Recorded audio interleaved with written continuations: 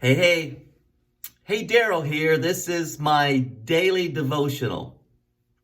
God knew that Elijah needed some assistance. Ministers do need assistance. Some ministers are left alone to do it all by themselves. But it's good when someone, a yoke fellow per se, can come along beside them and help carry the burden of the ministry. Well, that's exactly what Elisha was for Elijah.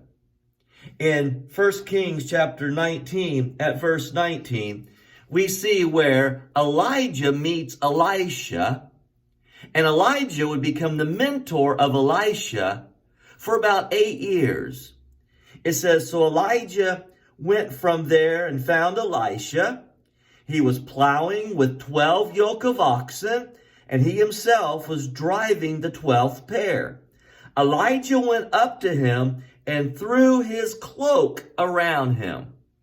Now, that cloak was the cloak of the prophet, sort of as a minister who may wear a clerical collar or such.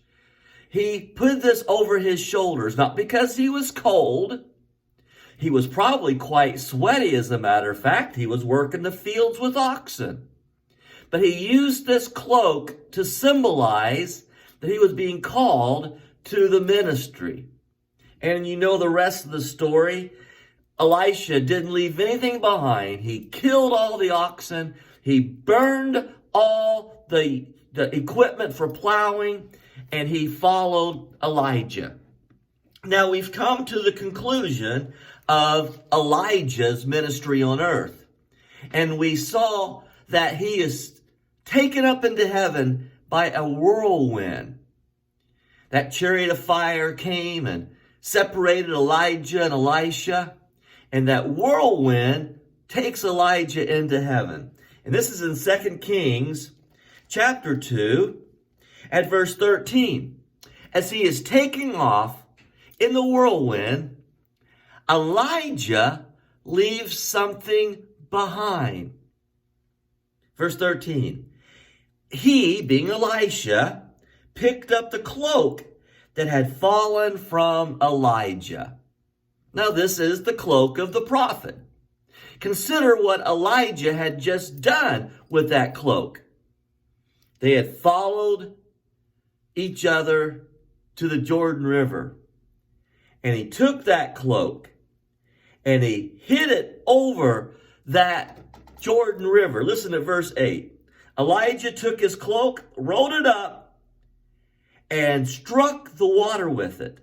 The water divided to the right and to the left, and the two men crossed over on dry ground. So, they crossed the Jordan on dry ground. They go across. The whirlwind comes, takes Elijah into heaven. We see Elijah dropping the cloak. And so, verse 13 again, Elisha picked up the cloak that had fallen from Elijah and went back and stood on the bank of the Jordan. Verse 14, you ready? Then he took the cloak that had fallen from him and struck the water with it. He did what his mentor Elijah had just done moments earlier. Rolled up the cloak, struck the water, and the water separated. Here's the thing, folks, I want you to understand. In that cloak represented the power of God. And he could have gone ahead and waded or swam across the water, and he would have never known that he possessed the power of God. Instead, he took that cloak, struck the water, and it divided just as it had done earlier.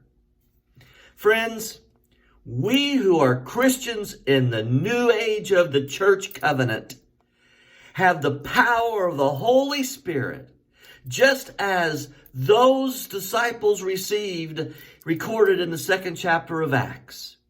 We have that same power. And many go through life and never think to exercise that power, to know that they've got it. We've all been given spiritual gifts, as Scripture states.